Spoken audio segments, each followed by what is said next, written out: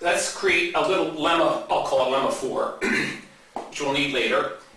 If g of x equals this finite sum, I equal 1 to capital N, of non-zero real numbers c sub I times the exponents of negative alpha sub I x, with the alpha sub i's in the order alpha 1 strictly less than up to alpha n, and all positive real, define for each integer n from 1 through capital N the following function: the partial sum up through little n, the same expression but sum up to little n.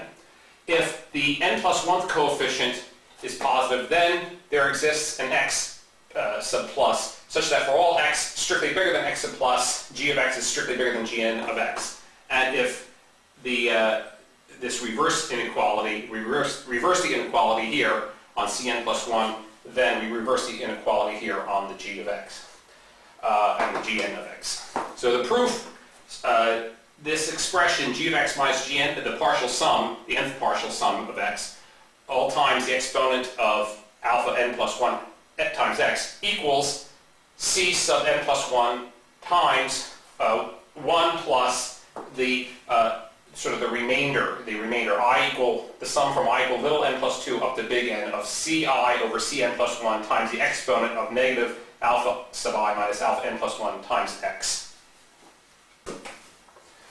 Okay, so since negative alpha sub I minus alpha sub n plus 1 is strictly less than 0 for all indices I strictly bigger than n plus 1, this implies the limit of the exponential of negative parentheses alpha I minus alpha n plus 1 in parentheses times x as x goes to infinity equals 0. So this implies there exists an x sub plus such that for all x bigger than x sub plus, the expression 1 plus this partial remainder sum from I equal n plus 2 up to capital N of ci over cn plus 1 times the exponentials is strictly bigger than 0. So that implies there exists an x sub plus such that for all x bigger than x plus, the sign of gx minus gnx, okay, sign of something being plus 1 if it's positive and negative 1 if it's negative, the sign of that expression times exponential of alpha n plus 1 x is equal to the sign of cn plus 1. And since the exponential of alpha n plus 1 of x is always positive, that implies that for all sufficiently large x, the sign of g of x minus g sub nx equals the sign of cn plus 1, and that proves the theorem. Okay, theorem 5. If beta is located between 3 lambda and 4 lambda, and if 7/2 pi over omega is strictly bigger than 1 over beta minus lambda times the natural logarithm of b beta over a lambda, and if capital M is strictly less than 2 times capital L, then there exists a local minimum, m prime, of this function such that for all larger minima, m bigger than m prime, the value of y at that minima is strictly less than y at m prime. So note, this is a stronger statement than just saying that the limit of y at x as x goes to infinity is less than the initial value of y. Okay. This theorem says that for this condition of parameters, and I have not ruled out other conditions, there could be other conditions that would result in a similar phenomena, but I just want to prove that there exists a certain set of parameters here for beta, lambda, m, and l that will work, that says that we can have the minima decrease forever instead of just bouncing around here. Okay. This condition we don't use in this theorem, other than to say that we used it in the previous theorems to simply guarantee that we have infinitely many minima, but we don't use that again. But we will use these two conditions. Okay. Proof.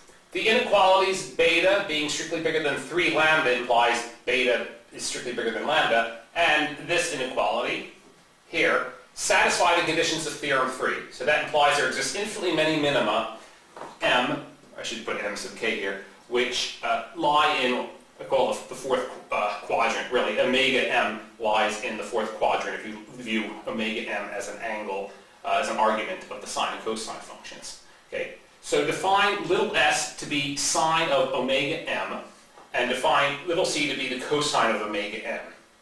Okay, then this condition implies that s is between -1 and 0, and c is between 0 and 1. So we seek the function f of t, where t is an indeterminate to represent a real variable that has a domain which is a continuous interval and not just a set of discrete points. We seek this function f of t, which is the algebraic solution of, well, f of t equals L minus a times exponential negative lambda t times this little s of t plus b exponential negative beta t, where c and s are related by c squared plus s squared minus 1 equals 0. That just comes from, of course, cosine squared plus sine squared of the same argument, with the same arguments, of course. It sums to 0, sums to 1. And 0 equals L minus a exponential negative lambda t times omega c of t plus a lambda exponential negative t s of t plus b beta exponential negative beta of t. So we're thinking of c and s as just some functions to be eliminated. Okay? So we seek this function f of t such that f at the minima of y equals the value of y at those minima, and the derivative of f with respect to t at those minima is 0. So really, we think of f as the value is the smooth function that gives you that coincides with the minima of y. But f of t has no sine or cosine functions in it. We want to eliminate the sines and cosines because they oscillate. So f of t will have only exponentials. So define little a to be a function of little m, the minima. I've reverted back to the m instead of the t because it will be, it's just, there's no ambiguity here.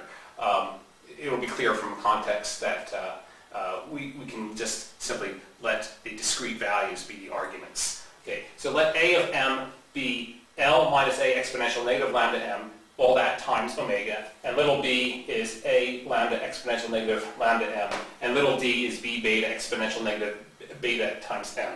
So the b and d are always positive for all little m, and a is strictly positive for all sufficiently large m. Okay, again, because that term goes to zeros and goes to infinity. So we have 0 equals ac plus bs plus d, and that's just the the first derivative of y equals 0.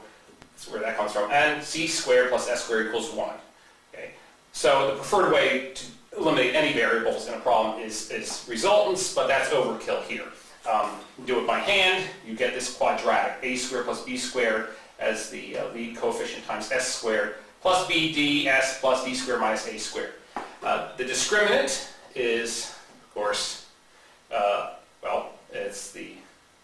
it's this expression here in terms of these variables, a, b, and d, and it simplifies a little bit. Okay, so s, the solution, is by the quadratic formula negative bd plus or minus the square root of the discriminant over 2 a squared plus b squared, and it has to be the solution that falls into -1 in the interval -1 to 0 for our particular problem.